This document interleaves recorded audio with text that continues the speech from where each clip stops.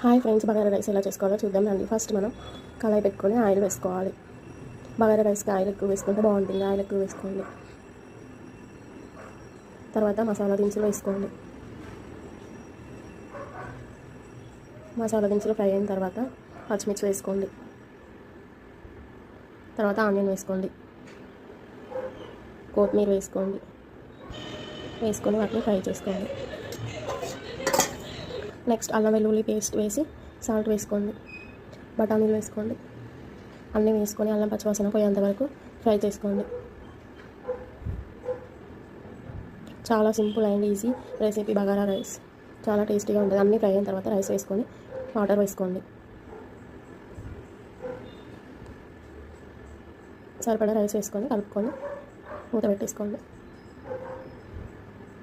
ఎమ్మి bagara rice ready. మీకు colour కావాలంటే వేసుకోండి, లేకపోతే లేదు.